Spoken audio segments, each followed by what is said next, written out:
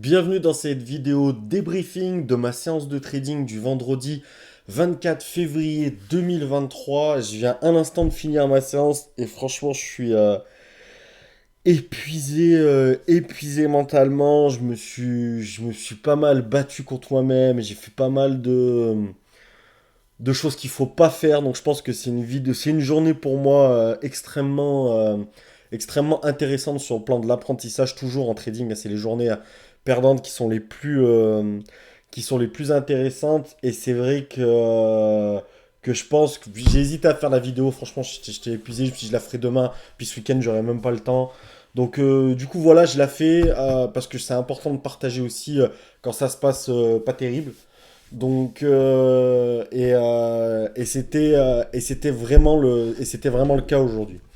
Donc alors commence comme d'habitude par le S&P 500 pour vous montrer un peu le marché américain. Aujourd'hui, on est ici, donc vous voyez, on reste sur 3 jours où le marché a rebondi un peu sur ces niveaux ici. Et clairement, il a ouvert à ce niveau-là.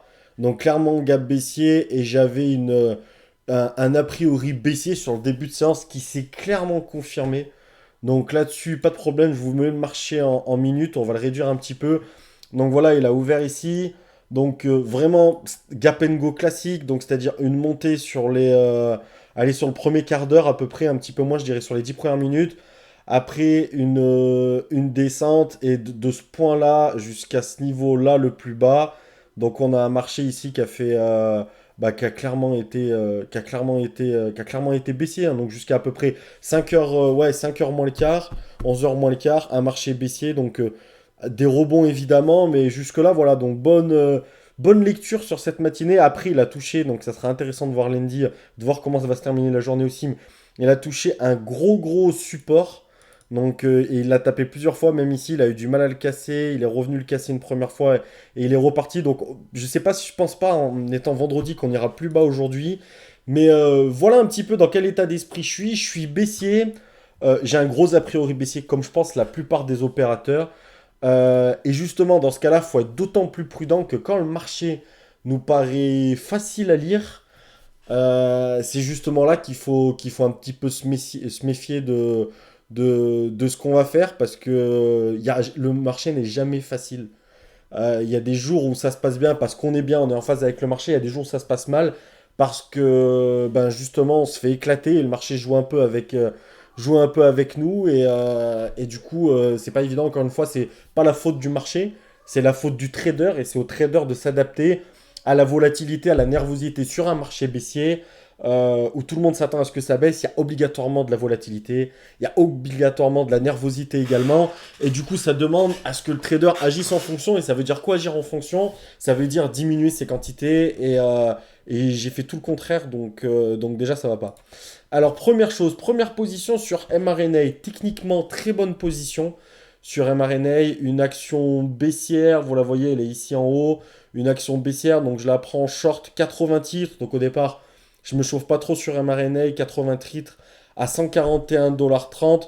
Je vais accélérer un peu, il y a beaucoup de choses à voir. Donc, je veux vraiment pas faire une grosse vidéo, donc je suis désolé. Des fois, remettez la vidéo si vous comprenez pas, mais je vais enchaîner, on va pas se mentir. Donc voilà, je la prends en short à 141,30 $.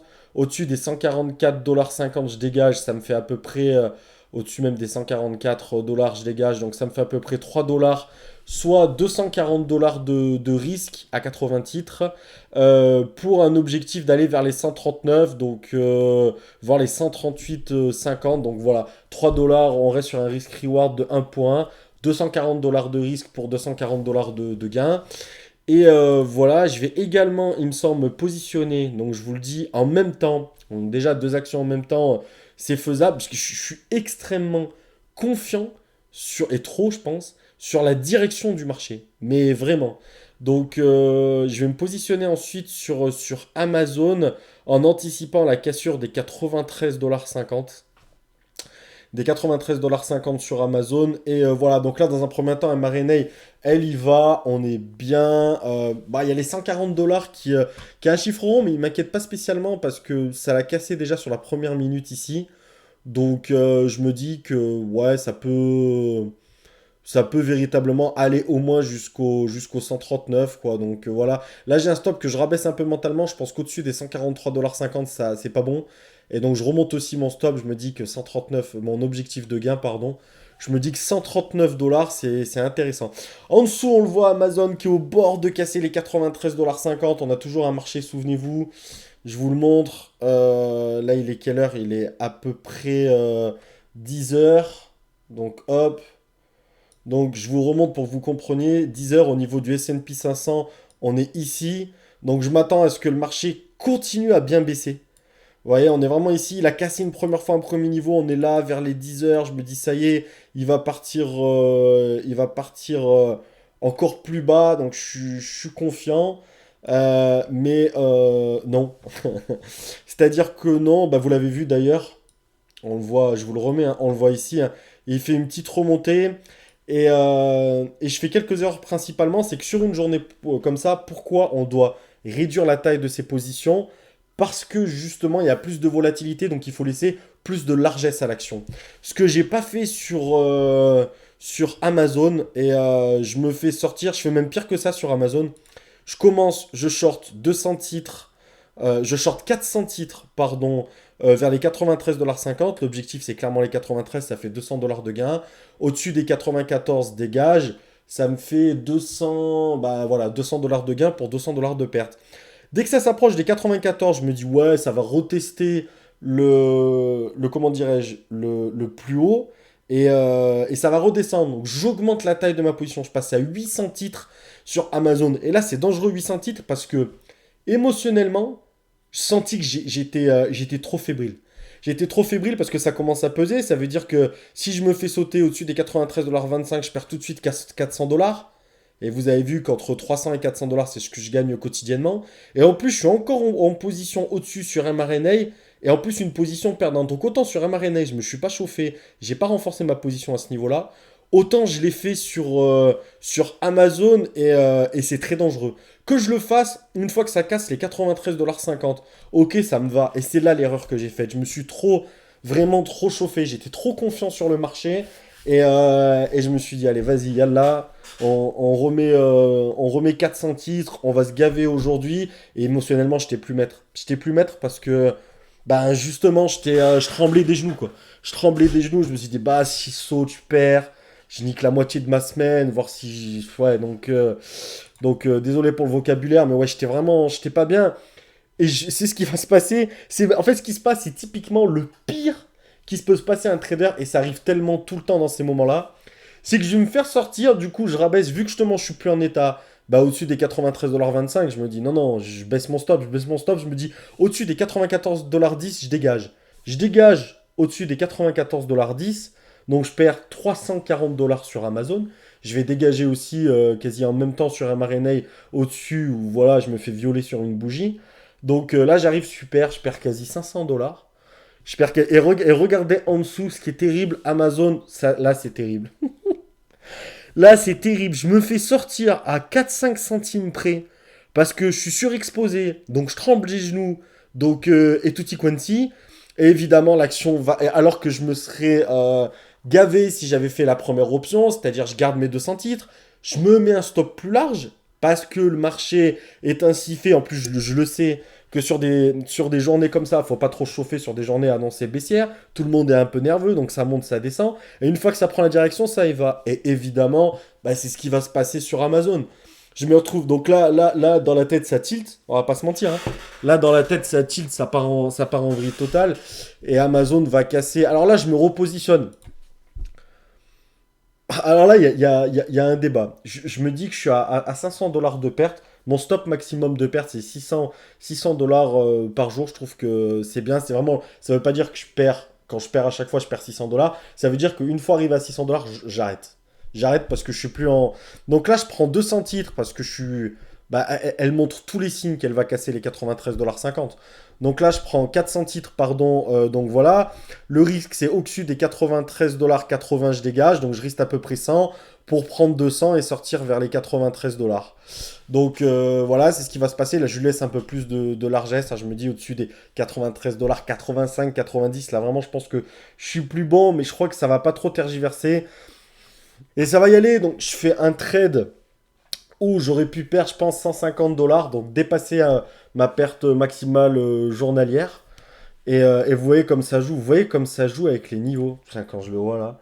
Vous voyez comme ça joue ici avec les niveaux, c'est pour ça qu'il faut être large. Tu crois que ça va casser une première fois là, deux, trois, quatre fois, ça remonte. Là, ça retape deux, trois fois, ça remonte. Ouais, il faut être bien accroché. Et pour être bien accroché, il faut pas être soumis à ses émotions. Et pour ne pas être soumis à ses émotions, il faut avoir la taille de position adéquate. Et je ne l'avais pas, et c'est pas normal. Donc vraiment, vraiment, vraiment à travailler, ne pas trop se chauffer. Et voilà, et au final, Amazon va y aller. Donc, j'étais pas dans le bon timing aujourd'hui, j'étais surexposé. Ça pue la merde, quoi. Franchement, même mRNA, il va un peu plus haut encore. mRNA, bon, je la trouve pas terrible sur un plan technique, pas ouf. Mais vraiment, Amazon, elle est belle, quoi. Elle va aller au 93 et même bien plus bas que ça. Mais je vais prendre, arrive au 93, je vais prendre mes 200 dollars. Donc, je reviens un peu dans le game. Je reviens un peu dans le game. Oh, on est déjà 11 minutes. J'ai fait une vidéo de 20 minutes. Je suis désolé pour ceux qui vont regarder. C'est intéressant, je pense. Mais voilà. Donc voilà, je vais sortir par là. Donc je reprends 200 dollars. Je me retrouve au final perdant à ce moment-là de moins 270 dollars. Ok, j'essaie de me remettre un peu dans l'ambiance. Mais sincèrement, pas terrible. Alors, je me positionne. Donc là, par contre, je vais pouvoir vous agrandir un petit peu. Parce qu'après, je crois que je vais y aller une par une. Ouais, je crois que c'est même sûr. Euh, Hop là. Là, ça va se passer sur les graphiques du haut, ici sur Tesla, notamment. Donc, ici, pardon, sur Tesla. Bah là, je la vois belle. Je vois une cassure magnifique. Je commence avec 100 titres, donc je me chauffe pas trop. En dessous des, pardon, en dessous des 194 dollars. La cassure des 193, elle est vers les 191 dollars j'ai les 191 dollars en cible. Et c'est là que je vais totalement partir en vrille sur Tesla. Et on va pas se mentir, je vais faire encore une fois tout ce qu'il faut pas faire. Je pense que je suis assez échaudé par ce qui s'est passé sur Amazon. Et je pense que j'aurais du coup dû arrêter de trader à moins 270 dollars. C'était pas grave. Moins 270 dollars, c'était vraiment. C'était pas grave. En même temps, je prends un trade intéressant sur le plan technique sur BA. Je me chauffe pas, je short 100 titres. Voilà, je suis confiant sur les deux. Je me dis que les deux, elles vont y aller. Ça va me permettre de finir la journée en petit positif. Mais voilà. Mais encore une fois, ben non. Là, je vais avancer parce que je peux pas laisser tout vous défiler. Encore une fois, non. Voilà, ça y va un petit peu ici. Ça casse les. Ouais, je vais quand même montrer les cassures. Voilà, ça y va, vous voyez une première fois ici, ça casse un peu les 193 dollars, mais c'est trop peu, c'est pas du tout mon objectif. J'ai vraiment les 192, 191 dollars de gain pour un stop au-dessus des 195 dollars 50. Donc vraiment 200 dollars de risque pour 200 dollars de gain. Et je trouve le niveau des 195 dollars 50 intéressant. Donc voilà, simplement l'action, quand elle redescend par ici, je rajoute 100 titres sur Tesla. Donc maintenant sur Tesla, je suis en position à 200 titres. Pareil, je commence à être en dehors des clous là, psychologiquement, et dans ma tête sur la taille des positions. Évidemment, elle y va pas. Donc je me dis que mon stop, et là je me dis ouais, je dois laisser de la largesse. Mais je suis plus du tout dans le money management. Et c'est le problème du jour. C'est que ok, je dois laisser large, donc je dois la laisser aller jusqu'au 195,50 $. Mais non, enfin là, techniquement, j'ai plus j'ai plus les certitudes, donc je dois avoir le recul nécessaire, mais je l'ai pas. BA, ça se passe pas trop mal, mais finalement, non, ça y va pas. Autant je sors assez vite sur BA, et ok, très bien, sur BA, je perds quasi rien, bah, je suis à zéro. Autant sur Tesla, je fais n'importe quoi. Je fais n'importe quoi, et je vais tenir la position super longtemps. Là, elle redescend, donc je me dis, c'est bon, elle va y aller. Finalement, elle va remonter. Elle va remonter, hop, j'y vais, elle va remonter, Tesla, voilà. Elle remonte ici, je lâche pas, pire que pas lâcher, je renforce de 200 titres. Donc là, je suis en n'importe quoi, je suis en short de 400 titres sur Tesla, donc à un prix moyen de 194. Ça s'approche des 195,50 $ et je vais avoir la bonne idée, je m'en rappelle, hein, je vais avoir la bonne idée de renforcer encore ma position. Je me dis, ouais, je suis arrivé au niveau des 195,50 $, qui est le niveau depuis le début, qui est intéressant, où je pense que ça va descendre. Je pense le marché également, j'en ai pas parlé, mais je pense également que le marché va y aller. Donc je me dis, let's go, c'est parti quoi. Allez, et par contre, là, clairement, si ça saute au-dessus des 195,75 je fais une journée perdante autour de 2000 dollars, je pense, de 800, ouais, 800, 1000 dollars, ouais. Au-dessous des 195, ouais, ouais, c'est ça, à ce moment-là, hein. Donc j'avance un petit peu, parce qu'encore une fois, ça dure. Voilà, bah là, ça y est, vous le voyez. Je suis à 700 titres sur Tesla. Là, je suis énorme. Je suis chargé, franchement, comme une mue. 194,40. Donc, au-dessus des 195,75, je saute, ce qui fait que je risque 1,20. Je risque 1,20, je risque 1,35. Donc, je risque quasiment 1000 dollars juste sur Tesla. Donc, Tesla, ça va pas. Je perds 1300 dollars aujourd'hui, 1270 dollars. C'est inadmissible. C'est inadmissible, c'est le double de ma perte autorisée. Donc vraiment, psychologiquement, je suis pas dedans. Franchement, je suis pas dedans. Et je vais avoir beaucoup de chance, beaucoup, beaucoup de chance, parce que elle va descendre. Et finalement, je vais pas trop mal m'en sortir. Oui, j'avance, je vais pas trop mal m'en... Je vais comprendre très vite que j'ai tort. Enfin, comprendre très vite, non, pas très vite, hein. Je vais comprendre un peu tard, mais suffisamment tôt, on va dire, que j'ai tort et que les 193,75 elle ira pas bien plus bas. Donc, il va falloir sur Tesla que je prenne le peu que j'ai à prendre, quoi. Et c'est ce que je vais faire et je vais sortir incroyablement chanceux et gagnant sur Tesla de 252 dollars. Incroyable, je suis à moins 17, c'est on peut presque le dire, c'est un peu miraculeux. Franchement, j'ai fait ma prise de position a été vraiment zéro, mais zéro pointé. Donc franchement, c'est un peu miraculeux. Et après, je vais vous passer, je vais faire quelques petits trades bidons jusqu'au dernier trade que je vais faire. Voilà, là, je suis à 2 dollars jusqu'au dernier trade que je vais faire ici sur BA. Et je vous le montre un tout petit peu. Allez, sur BA parce que BA va descendre un petit peu. Clac, est-ce que je l'ai je suis même pas sûr que je l'ai pris. Bah, je l'ai même pas pris. Je prends un dernier trade sur Boeing. BA, c'est Boeing. Je prends un dernier trade sur BA. Et finalement, je vais finir à 125 dollars de gain la journée. Donc voilà, attendez, le mieux c'est que je vous montre ça en direct live. Bougez pas. Il y en aura pour 30 secondes. Je vais retourner sur ma plateforme en direct. Hop, la petite appli à coder. Schlac, schlac. Voilà, ça va arriver. Donc, voilà, je finis à 125 dollars de gain. Franchement, c'est miraculeux. Je peux me dire, ouais, je me suis battu comme un lion, j'ai redressé la barre. Non, non, non, non, non. J'aurais pu me faire éclater. J'aurais pu me faire éclater par le marché et sincèrement, ça aurait été mérité. J'aurais pu me faire éclater par le marché, ça aurait été mérité. Et finalement, je m'en sors très très très bien. Donc vous voyez, 120 dollars, ouais, 125 dollars de gain, donc 120 euros de gain en euros ici. Et voilà quoi. Quoi dire, on arrive quasi aux 20 minutes, je vais arrêter là. Journée où il faut énormément apprendre de ces journées-là, c'est-à-dire que la prochaine fois que je sens que le marché est nerveux et baissier, etc., diminuer la taille de la position vraiment, parce qu'on l'a vu, la volatilité, ça montait, ça redescendait, ça montait à fond, ça redescendait à fond. Donc pour pouvoir comment dirais-je, pour pouvoir tenir la pression de ces aléas du marché, il faut véritablement diminuer ses positions et renforcer uniquement quand on a cassé le niveau technique et pas l'anticiper. Et ça a été les deux grosses erreurs que j'ai fait aujourd'hui. Malgré tout, et pareil, je vais pas fanfaronner, malgré tout, je fais une bonne semaine. Je fais une semaine à 1054 dollars. Donc une très belle semaine même, c'est clair. Mais encore une fois, pas de quoi fanfaronner parce que j'aurais pu passer aujourd'hui près de la correctionnelle et vous faire une vidéo où j'aurais perdu plus de 1000 dollars. Et donc j'aurais fait une semaine à moins 200, moins 300 dollars. Donc c'est pour ça qu'il faut toujours être extrêmement humble avec le trading.